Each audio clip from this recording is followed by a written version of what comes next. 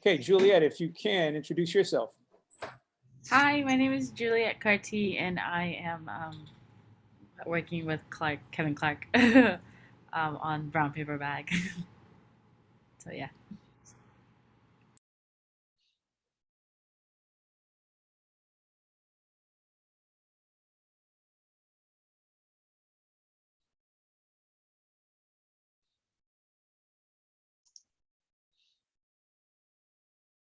Pleasure to meet you, Juliet. Nice to meet you too. And you too, Jermaine. A lot of silence. Ditto. Kevin, I think Silence. Good meeting you all as well. Yeah, Kevin, I think your thing is on mute, There you bro, go. if you was trying to talk. Okay, Lamont, if you can unmute. Yeah. There you go. Can you introduce yourself? I'm pretty sure you're busy behind scenes here, brother, but if you can give us a brief introduction of yourself, and then I'm going to try to create an agenda for us. All right, cool. My name is Lamont Pete.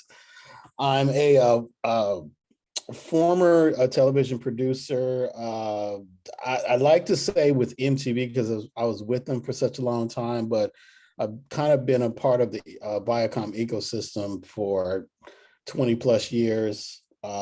I've cast and produced over 38 reality shows, docuseries, most of it during the early to mid 2000s.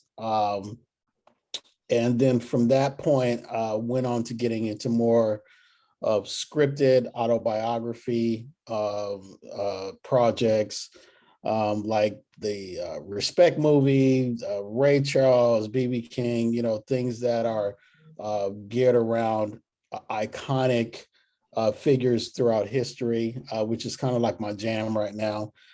Other than that, I'm a senior producer for a lot of content and conferences that take place at UCLA. I just finished producing the Pulse event. I have some things on my slate like this global sports conference. That's going to be another UCLA thing, and then I'm doing some stuff with the UCLA Law Department. So just just out here trying to keep the lights on. So that's it. That's me. I'm going back on mute. Okay, great. Okay, thank you guys. I'm expecting a few other people who didn't get the link, but I want to be able to pivot to something that is provided a huge opportunity for young people who are LA City residents.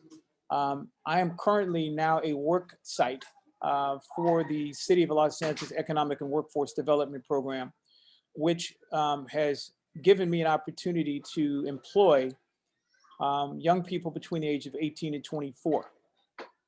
These people are folks that have been vetted by a process that has onboarded them to the City of LA so that they can get not only $15 an hour of funding to work for me and with me, but they also get a round of services. They get social worker, they get a case manager, they get workman's comp, they get all the things that any young person would need to try and reduce the barriers to staying focused on a work project.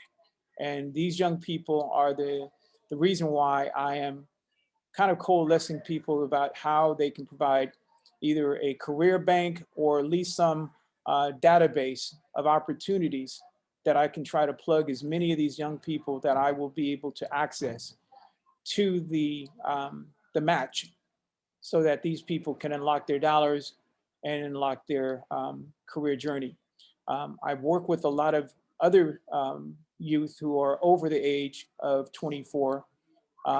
Many of them are people who are creatives and are looking for opportunities to work in the industry. Either they have their own production companies, their own brands, but they're still looking for ways to become more profitable and relevant in the industry. So as I create activities around matchmaking, I want to be able to build a communication system that kind of close the ranks of all the people involved. I don't want to put a lot of stuff out on YouTube or all the other platforms. I want to keep this thing as closed circuit as I possibly can. Another prong of my wish list is to have this communication system built, designed, and operated by these same young people that I want to put to work.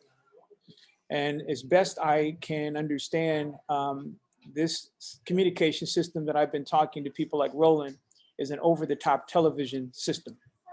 I want it to look like television. I want it to look like broadcast. I want it to look like something that's more commercial than a lot of the Zoom and like conferencing that we're now using. I want this to be something that looks like we can attract not only sponsors, investors, but partners. And this product is something that I would like to create a way for it to become a constant source of information, entertainment, news to a peer-to-peer audience group. We have access to classrooms, to community centers, through not just the city and the county of LA, but beyond.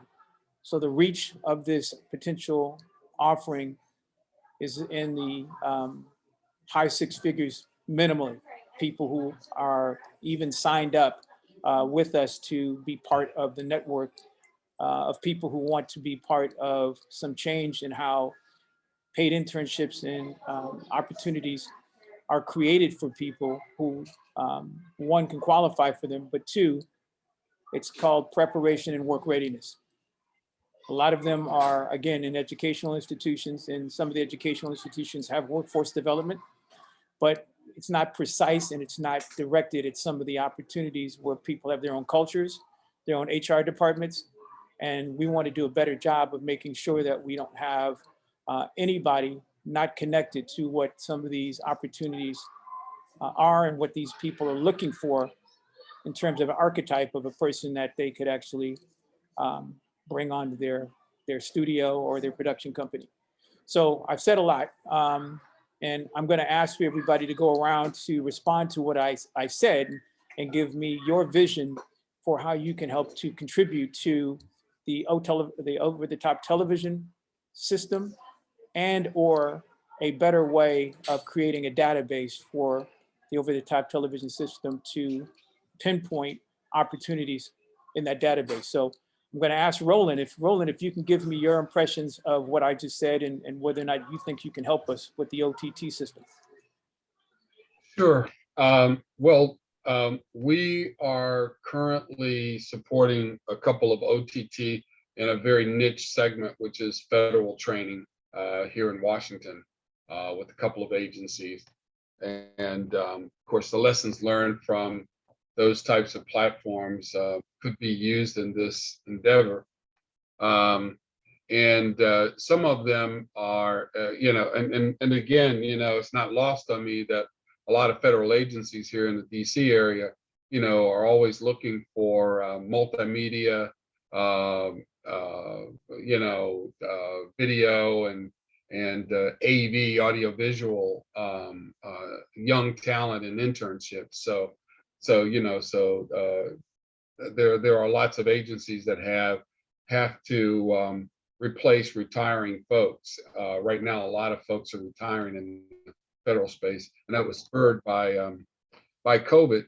So that's one thing I wanted to mention. But we certainly have a couple of platforms worthy of looking at. I'm not bashful in saying one of them is Vimeo that we use. The other platforms are more organic that we use. I did take a look at a couple of other platforms, but we're pretty good at assessing the technical viability of a distribution system. So that would be what we would be interested in helping out on.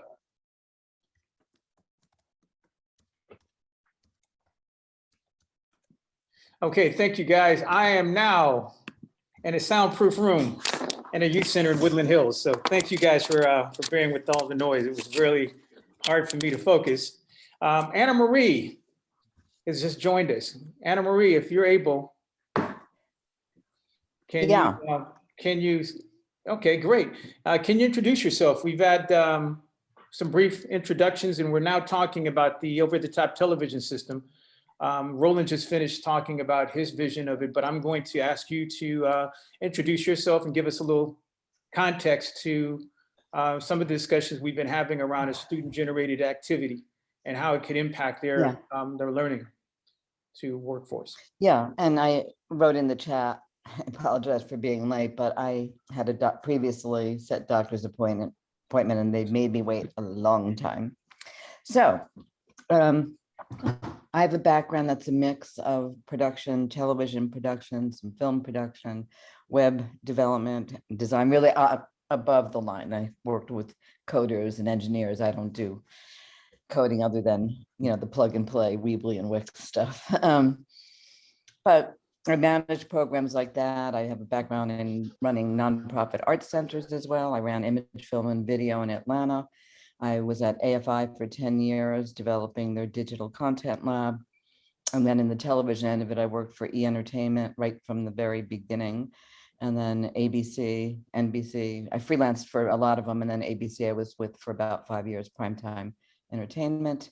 And now I teach, mostly teaching. I've consulted on a few other indie docs. I've got one myself in the works, but I've been teaching at Cal State Northridge. It's nice to see Juliet here, one of my students.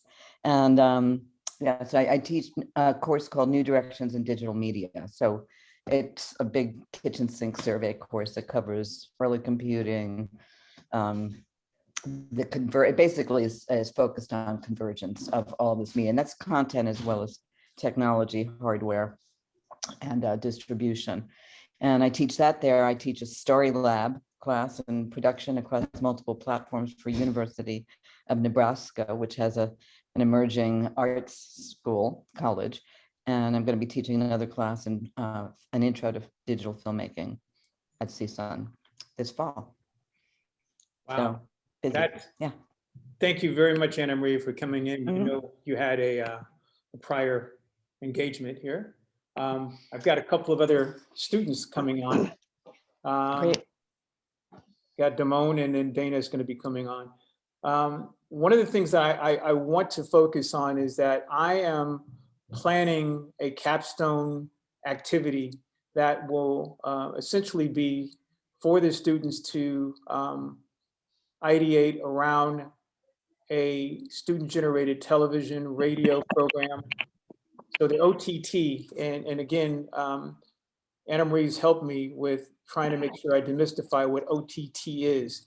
Is there anybody on this call aside from Roland and Anna Marie that knows what OTT means or stands for?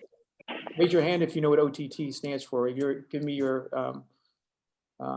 interpretation of what OTT is. Okay, so what I'm going to do is ask Roland, if you can, Roland, give us an example of what an over-the-top television system could be for brown bag television. Well, it stands for over the top. So basically, I guess that's a fancy way of saying it's an alternative distribution. It's an alternative to a brick and mortar cable distribution. So think of it as originating content in a playlist type of environment that's managed. Playlist meaning graphics, action, live versus tape. And it's in some sort of sequenced and managed playlist that can be pushed out, and it could be picked up via link or be picked up on demand in all sorts of platforms online, social media, what have you.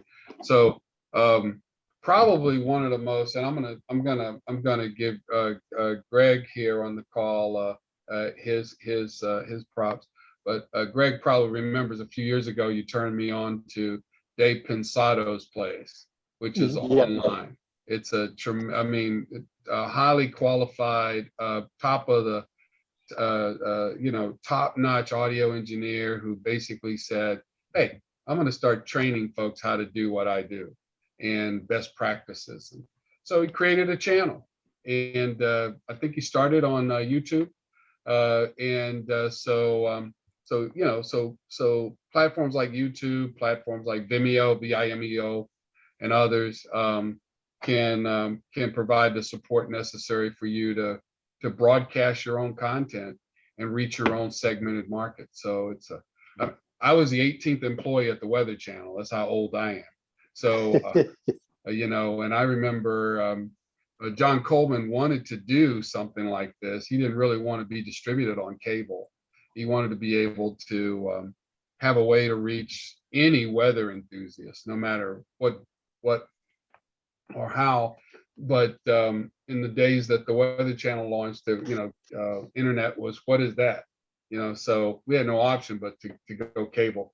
And even before cable, you only had the broadcast network. So all of that's off the table today, including the streamers. You need not just be limited to the streamers anymore. You can actually do your own channel, and that's an OTT. Okay. Yeah, thank you, Roland, for that description. And I'm going to ask Anna Marie if you can give me your interpretation of what a student-run, operated television station could do for the students that you've worked with, and how they could use a system to better showcase their capabilities to not only create, but also to provide and share information for other students and other like-minded people. Well, the biggest issue with that on any level is there's been, I mean, CSUN has a radio station, and I think they've also been broadcasting. There's been plenty. LAUSD has had a channel to do it. In fact, some students in the community journalism department interviewed me for shows, a sit down, talk show interview. So it's being done. The problem, and it exists outside of just colleges and students, is getting the word out that it is being done and not reinventing the wheel all the time, because then you've got conflicting little factions. So I kind of think the best thing would be to assess what exists, see what needs to be improved or added, and work towards that. And, because you can talk all you want into a camera, and if nobody's there, it's not doing its job. So you have to work with other people. And I think that's a problem with AV communications departments a lot. They're always reflecting back to themselves and not reaching out to other departments, say, where are those history students? Let's tell them how they could do their project or do this. And there's been some good ones with CSUN. There's a couple of students that did documentaries about the community garden there, which is not community, but the botanical garden, which is lovely. And I will like going back on campus for that reason, as well as many others. But it's out there, and just people have to use it, and use it uniquely. I think last year, this year people walked for graduation. And last year they organized, somebody, I think through this mix of students and admin, organized people to wave. They had car parades going for graduation, and people went out on the corners and to wave and congratulate the students, which, yeah, I think there's ways that we can use the technology to get around the old style of communicating, and young people are the best to figure that out.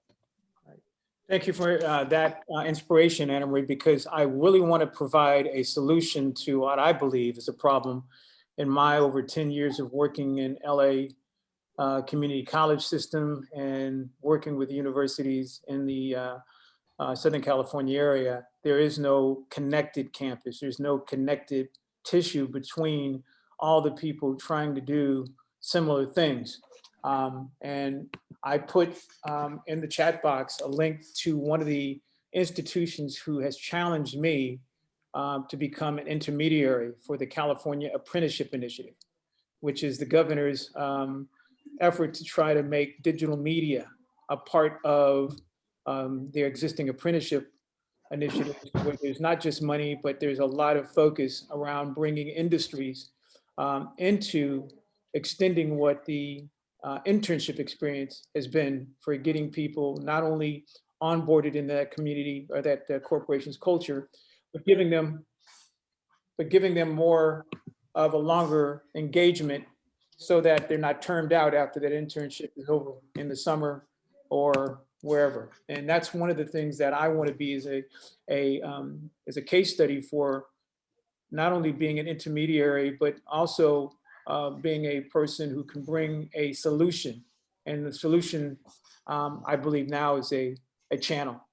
And so this channel is really going to be focused on everything, all things, internships, apprenticeships, especially around the areas of being paid. So with that in mind, I wanted to introduce a couple of other people who just joined the call, and then I'm going to ask for, with the time that we have remaining, I want to get Greg's impression about what opportunities that he thinks that could be ripe for our database, and then also for us to be able to communicate with other people to grow this database and this network of people willing to offer up opportunities for trained, or in some cases, just green talent. So I wanted to have General Bray, if you can briefly, sir, just tell us a little bit about your inspiration for helping Dakar and all the things that again you can bring to the surface for us to figure out as a solution to problems that we know exist.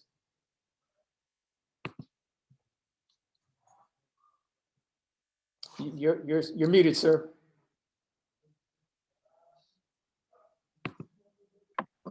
Um,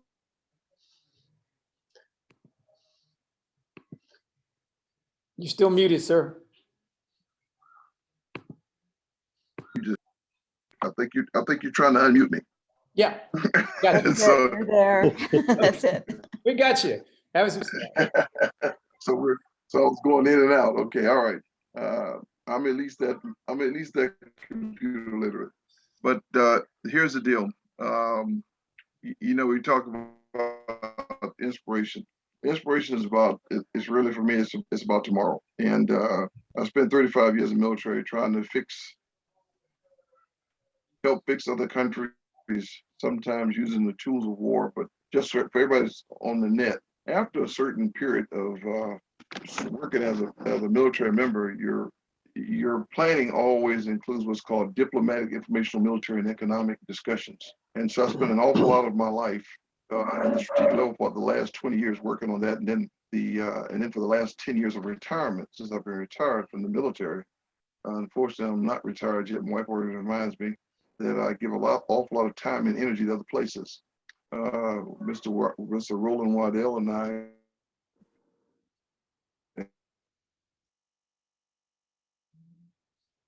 in fact, have interfaced multiple times. Dana a couple of times as well, and you, Anna Marie, Persimmon, is holistic change inside of communities, and there are 4 pillars I focus on. We intersect with Dakar on one specifically. The 4 pillars are character leader development, health and wellness, education, specifically STEM or STEAM focused, and then the 4th being financial literacy and wealth building. All of them connect and they all lead to holistic change. But the one that will cause the greatest changes, in my mind, that sets up the 2 are education, but education with the focus on also understanding and knowing who you are and why you matter. Why is that one big with me? Because one, as a service member, as I tell folks, that flag has caused a lot of conflict because the people have been using it in the past few years as a tool. But the reality is that flag, especially that first red stripe, it belongs to those who died for this nation, the idea of this nation. The very first individual to die for this nation in 1770, declared by words, was Crispus Attucks. So if that doesn't tell you that flag belongs to people of color, you're crazy. And John Adams even used those words. But unfortunately, folks don't get it. And the reason why that matters to me, because if you understand that, you understand you are entitled to the treasures of this nation. So that becomes a substantive base for the other part. which is being able to contribute to tomorrow. To be able to do that, you've got to have the kind of thinking that goes with science, technology, engineering, and math, and arts is the innovation.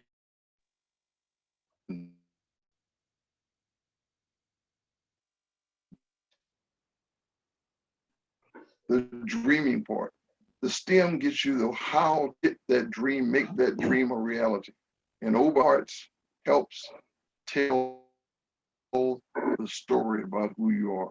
I could go into an awful lot about the other parts of how we go and connect, but it was in fact through a video telling of our history that I first interfaced with, and General Colin Powell being the narrators. And so I first made contact with him trying to get that project off the ground. And I convinced the Army that you've got 10,000 hours of real film documentaries, 54 artists who, great, fabulous artists from Hollywood who lend their voice and talents to making it come to fruition.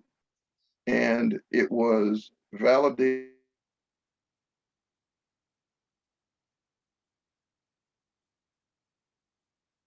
Both the Army historians used to help tell that story. So that's what got me involved. And we sold it, we got it involved, we got it documented, we got it captured and made into a program for both PBS and also every school in America that wanted to use it. But unfortunately, most folks didn't realize that. And so it's still out there, it's still usable, but folks got to know it's on the table. So that's how me and Dakar got involved. And again, with time and other things, I'll give you some more information and we go forward. But I maintain my connection to both what I call U3D communities and HBCUs, primarily minority serving institutions, as well as majority institutions, because I'm a graduate of one, to make sure that our nation is always thinking in an inclusive fashion, because I spent more than half my life walking in rooms where I was an only. And unfortunately, most folks thought I was the exception. And I explained to them that really and truly, you're really scraping below the middle of the barrel when you got me. So if you're impressed, if you like me, I will promise you there's a whole bunch more you just don't know that exist. Wow. So I hope that tells the story a little bit. It does. Thank you, Joe. I've got a couple of young people on the call, so I'm going to ask Damone if you can unmute and just say hello, if you can, and I'll provide a little bit more context to who you are. Hello, Damone. Okay, you said you're hello. Okay, great. Hello. Okay. Okay, Dana, if you can unmute and tell us a little bit about your aspirations, not your inspiration, about where you want to be, especially by this time next year. Yes, I'm Dana. I'm a recent graduate, and my aspirations are to continue producing. I've been producing a documentary and a comedy sketch show. So I hope to continue with that and then hopefully produce my own feature. Okay, great. Guys, so I put a couple of things in the chat box that I will briefly describe as elements of our opportunity to put something on the board very, very compelling. This over-the-top television channel is going to really benefit a couple of initiatives. And the next person I'm going to ask some remarks is Jermaine, but the California Apprenticeship Initiative, I've had conversations with the California Community College Foundation that has 116 community colleges, almost 2.3 million students for the whole state of California. And they've asked me to be an intermediary, making an attempt to introduce stakeholders and people who are interested in understanding more about the apprenticeship initiative and the outcomes. And we're also trying to integrate something called ethnic studies. In the state of California, K through 12, by 2025, every single person from K through 5 through K through 6 through 6 through 12 will have to take an ethnic studies course to graduate. Community College 2023, the State of California University Entertainment Alliance, or excuse me, the California State University System, 23 campuses, will also have to take a required ethnic studies course. I'm working with several people at the state level to think about how we can provide content as well as a potential delivery system for this ethnic studies curriculum. This is a huge opportunity for all of us, but this is something that I would like to, again, provide a challenge to see if we can actually do some thinking around what could this OTT system be in helping to, again, publish and distribute more content around building a default channel for ethnic studies to be, again, distributed to every classroom and to every device that we can. And we also have, again, Lamont had to leave the call, but he's been very instrumental in helping me to match up some directors, producers, and people that are currently looking for interns. And one of the big milestones that happened Friday is that we've learned that the program that we have at the city and the county, they actually have workman's compensation included, so that any students that I can assign to a facility, a studio, sound stage, they will be covered by the city and the county as part of our program, which is huge.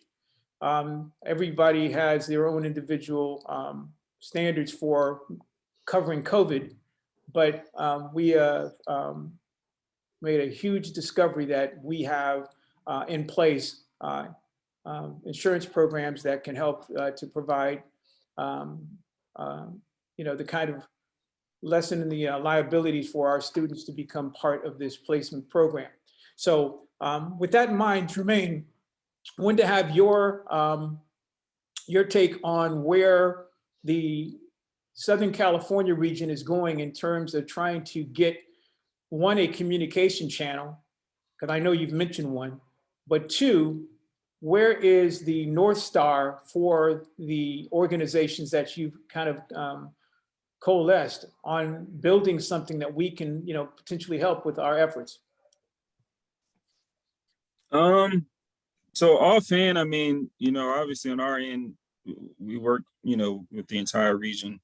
We do start a lot of our efforts with K through 12 institutes. And so we have a couple grants actually that entail working with K through 12. But in general, there's a few different things I see. We have our Gladio LA, which is a career exploration platform in which we essentially own the rights to, that we're launching here, actually soft launching with our board on the 15th of this week. And then we're doing a full launch in September of this year. That career exploration platform is going to feature in-demand, high growth sectors. TV, film, and media will be one of those sectors. And we can certainly highlight the efforts here on that platform in the way of interviews, in the way of content, data, any way that we can to highlight it throughout the region. So that's one piece. That obviously is going to be a free resource for everyone in the community. This will be actually Gladio LA, gladio.org that Kevin just put into the chat. That is basically the site that's out there now, but there will be Gladio Los Angeles that we're releasing on the 15th. So I can share that once we actually launch it. The other piece is obviously we have a ton of private and public partnerships. I can actually put in the chat here, but you guys can take a look at our board and kind of see, what organizations align. We recently just did a future forum, and at that future forum, we really kind of discussed quite a few things, TV, film, and media related. We had folks from SAG, we had folks from the Motion Picture Association, and we had Warner Brothers that hosted us at their studio. So we have some high level partnerships that we can help, kind of facilitate the work that we're going to be doing with this particular initiative as well. I think those are really the two main ways. So leveraging our board, also supplying data to kind of support the work that we're doing, and showcase the impact of it. And then obviously the Gladio LA platform to kind of highlight all of the content aspects. But this is something we're doing in general for TV, film, and media across the LA region. And then really bringing employers to the table to actually offer internships and apprenticeships, and really, provide pathways for individuals, particularly those that are, in marginalized communities in the LA region that don't have access to a lot of the opportunities in the entertainment or digital film and TV space. And so those are kind of the ways that LADC can support. On the next level after that, probably from a policy aspect, there's a lot of things we're involved in as well.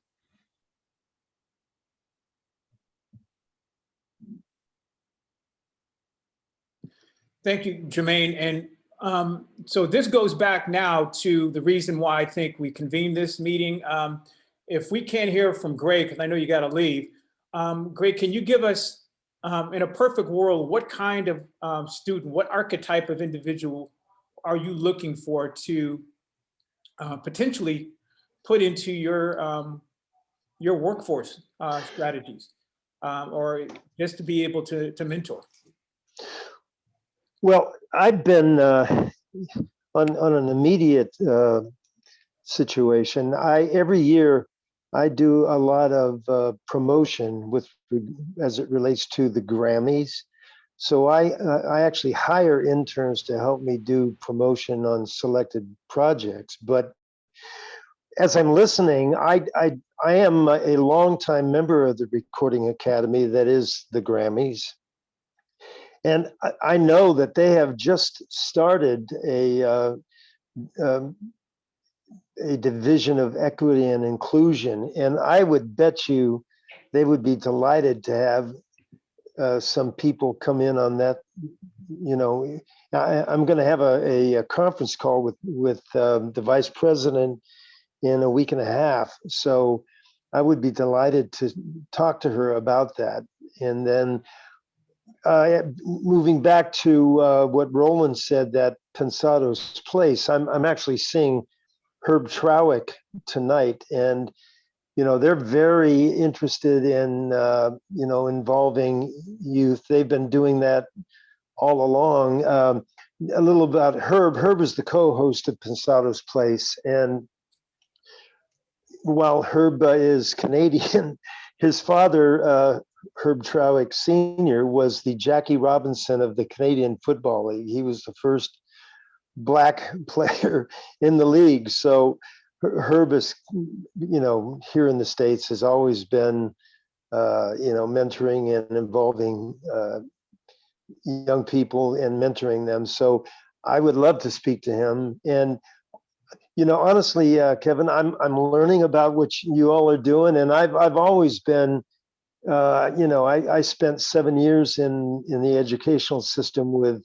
pre-K and early elementary kids that are special needs. So I'm very passionate about that, and the more I learn about what everybody is doing, I'm sure that I can bring a lot of value to the table. I just have to kind of absorb everything. This is sort of my first, opportunity to hear what you guys are up to. So.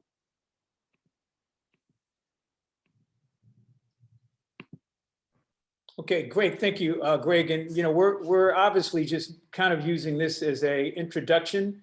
Through Roland's efforts, we're trying to meet as many of Roland's network as possible. Focused primarily in Southern California as a beachhead. The thing that the OTT channel will do is help us connect multiple venues, not just virtually, but hopefully spiritually also. We know that there's a lot of cross connection between what we're doing and what others are doing. And that's one of the problems I hope that this OTT system will help to solve, is all the bifurcation and fragmentation of people doing a lot of similar things, but not really being able to aggregate and collaborate in a way where we can learn from each other and help each other. That's one of my biggest wishes. I want to hear from, if I can, George, and any insight or inspiration that you can give us, George, about what you can do to help us get more young people, into opportunities. Well, thanks a lot. And it sounds like an amazing project, the OTT. Like Greg, this is the first time I'm hearing about it, other than Roland has given me some insight as well. We have used interns in the past, and one of our challenges, because we use them from COC and CSUN, one of the challenges, it takes about 2 to 3 months to learn some of our process, and then by then they're gone. So that's been our biggest hurdle, and one reason why we stopped using interns and started hiring people in-house. But that's just a little challenge we can work with. And it sounds like most of your work is behind the camera. It seems like that's where the students are. And a lot of the things that we do are in front of the camera, which might not be a bad thing, because a lot of times there's that disconnect between the people in front of the camera not understanding what goes on behind the camera, and vice versa. The people behind the camera sometimes don't appreciate what those people in front of the camera have to go through to get where they are. So it does sound like there's, some synergies there that we could look at and hopefully get involved with and help you guys. George, can you give me an example of what kind of, you talked about this 2 to 3 month process the students had to go through, and then obviously, were not able to connect it to a long-term opportunity with you. Can you give us an example of what some of those processes are that people would have? Oh, sure. Yeah. So what we do is we submit actors for whatever, TV shows, films, and we represent about 500 of them. So a big part of that is actually getting to know those 500 actors, because you need to know them, their personalities, their, just what they're capable of doing. So then you're able to submit and pitch them, effectively, and not pitching the wrong person for the wrong project. So it's a matter of getting to learn personalities and skill sets, and it takes a while. So it could take 2 or 3 months just to get familiar with our roster. And we understand it that, they're not here, the interns weren't here for a year. Some actually ended up staying with us for a year or two. So that was a little bit different. But most are doing it for their credits, and we sign off because our agency is recognized as a spot where they can get credits for the colleges qualifying for their internships. Wow, great. That's George, I was gonna say, one thing that we did, because I bumped up to something very similar at AFI. It's like the staff overworked, minimal staff, were reluctant to have interns come in who they train and then they leave. And you have a very special circumstance where that's sort of proprietary information in a way they have to really learn and keep that. But there may be things within that could be divided out a bit. And what we ended up doing, I convinced my programmers and designers to take the interns in, and then we came up with a way for the interns to help train the newer interns before they went as part of their job. So the things that could be handed off, and it really helped actually. And they were thrilled. We're still like in communication with a lot of them because it freed them up from some work, and it brought a little fresh blood, fresh ideas into the department. But it's a big hurdle to get over for most places where it's like, train, paperwork, who wants more of any of that? I also want to mention, while I've got the floor here, that I love your background and the name of your company. So. Are you talking to me or somebody else? I'm talking to George. Thank you. The film, Thank you very reel, much. Yeah, the film reel and the title ASAP. And I appreciate the input on the process, because we're always open to changing our processes and anything like that will help. I mean, it might work for you, it might not. It all depends on the process and the content of the business. So. You got to learn a lot of names and then leave. It's hard. Yep. And guys, anybody else have any questions, suggestions, or comments? Because I know we're coming up on the end of Kevin, I just had one thing that we just experienced today. One of my clients is a tribal nation. It's actually the Chickasaw Nation, and one of the tribal elders is actually participating in an event June 18 this weekend in West Point, Kentucky, and so they were looking for a freelance videographer. Well, I reached out to University of Kentucky and I reached out to University of Louisville, and both chair parties for the communication schools were excited, but they could not source young people that quickly with cameras and expertise to go shoot, B-roll and interview segments with this very prominent tribal leader, and by the way, that wasn't the first time that we were asked to do that in other parts of the country. So I would say that one of the things in your program would be to try to see if you can help some of the young people acquire some of their own equipment if they don't already have it, and be able to take those skill sets that a lot of them already have, like it's good to meet you, Dana, and good to meet you, Damone, because I'm sure do one or both of you have your own equipment? You have your own equipment, and you can edit. You could probably do the whole supply chain, right? So if I needed to have someone interviewed in the greater LA area, that's a good thing to know. But if you could create a database of students that have the capability and the resources, that's huge. That's huge. Yeah, I might mention that Juliet also is a student here, and she did a fantastic project on podcasting, created the podcast, but also researched the history, everything about it. And one other thing in Kentucky, another resource that maybe this group can reach out to are independent media centers. So in San Francisco, there's BayVac, the Bay Area Video Coalition. There's places in New York.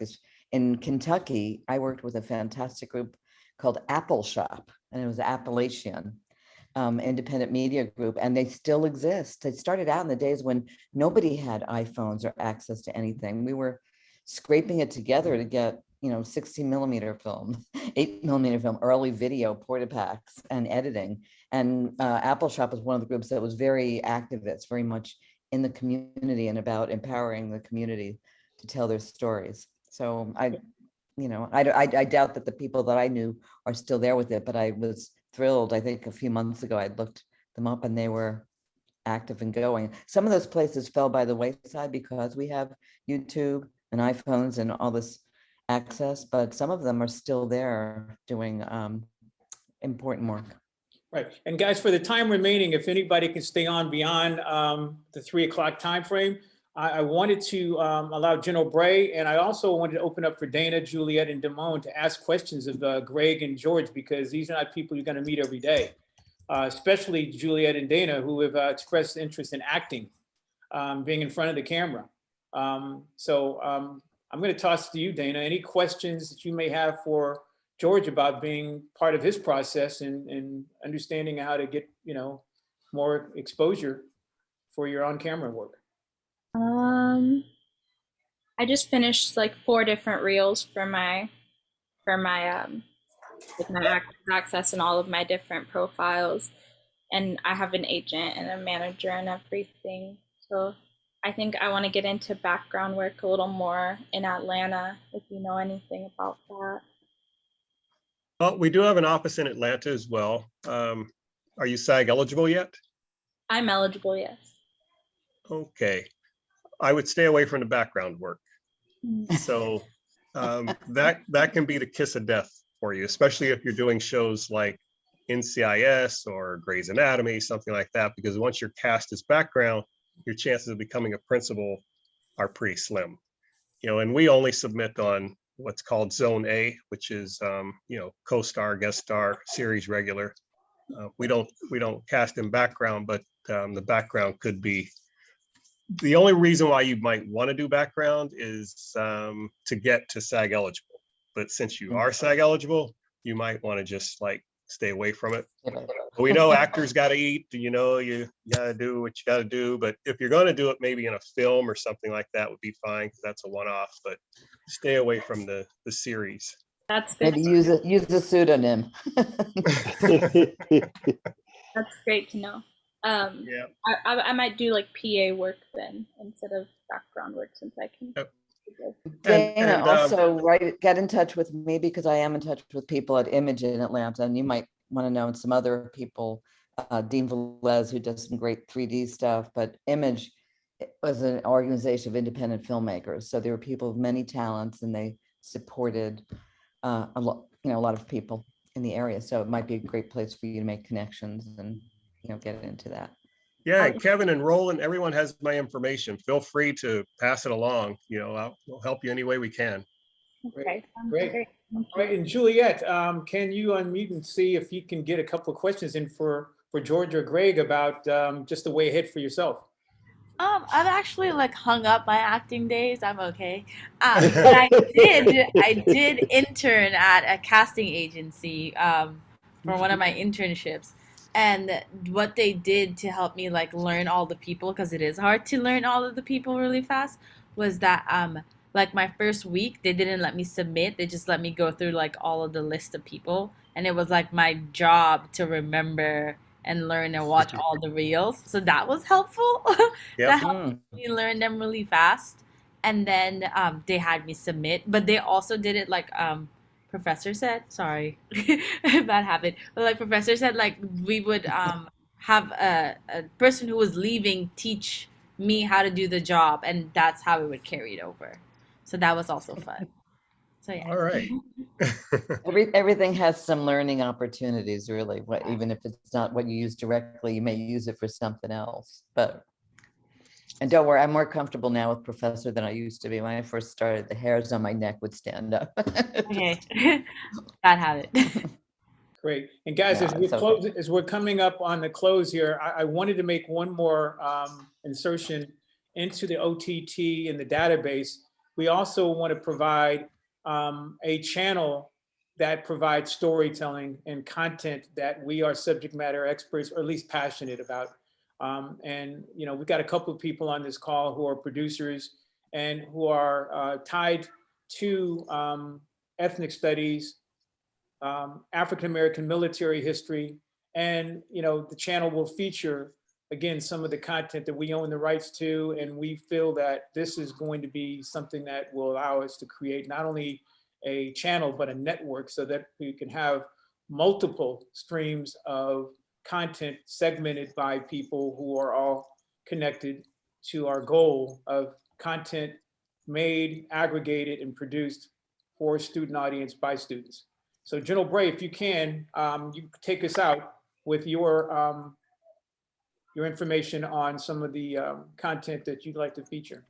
If I may, one is that who can tell me what Juneteenth did?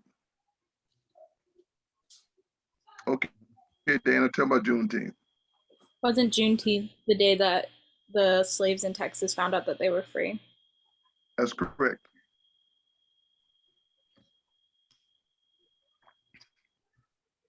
Oh. And I like the way you framed that.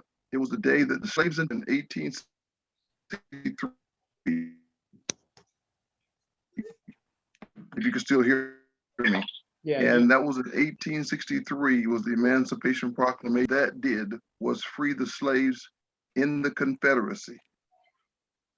So Juneteenth of 1865, which was the Texas slaves found out, the war was over, but there was still 250 million slaves in Missouri, Kentucky, West Virginia, Delaware, and Maryland. And so it took the passing of the 13th Amendment, when it was passed in January. General Bray, may I suggest you cut your video, because we're not. Of 1865, but it was okay. How about now? Yeah. Can you hear me? It should be better. Good. Yeah, this I want to make sure it's clear, because slavery did not end until December 6th, 1865, when Georgia, then the 27th of 35 states,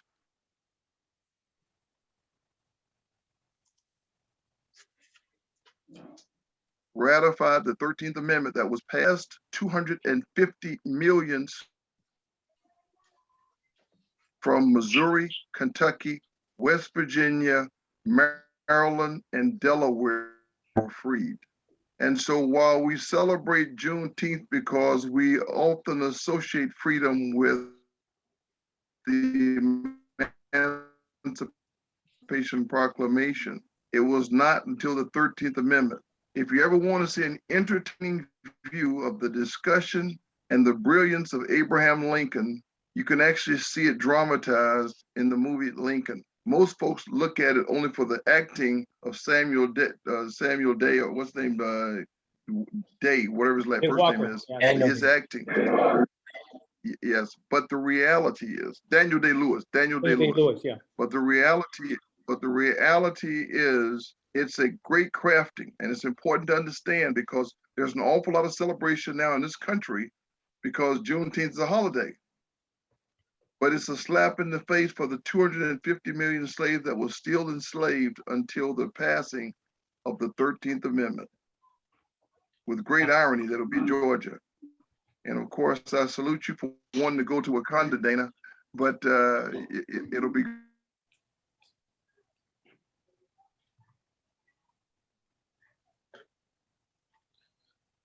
So I say this to all of you because to move for that date to really be the date of celebration. And doesn't need to be a national holiday, but it needs to be recognized.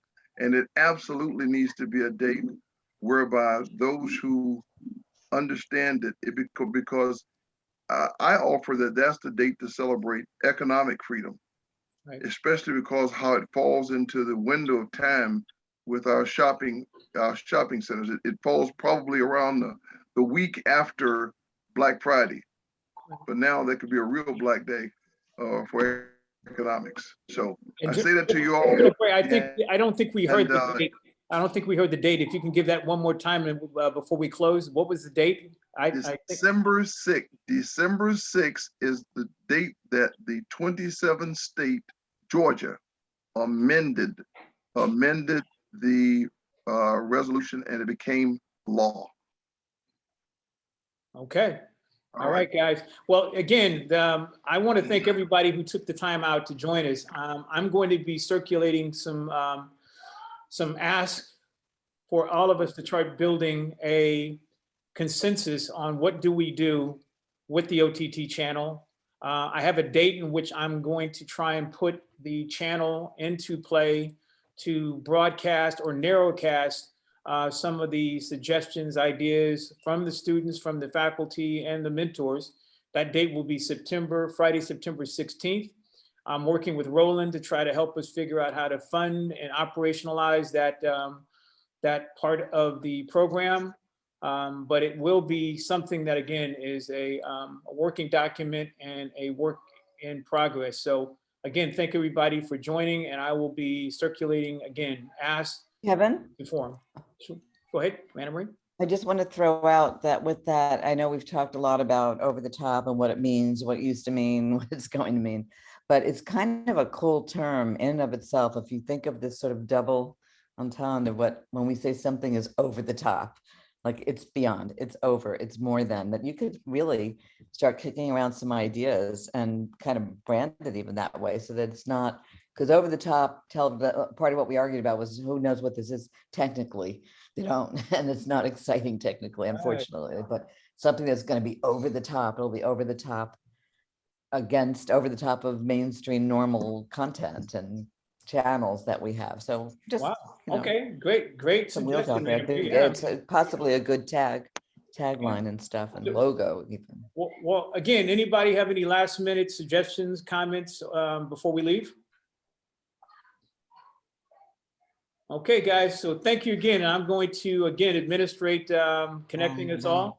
And again, thank you everybody for your time. Thanks, Thank you, everybody. Kevin. Thank you, Kevin. Thanks, everybody. Appreciate meeting you all. Take Bye-bye. care, everybody. Bye.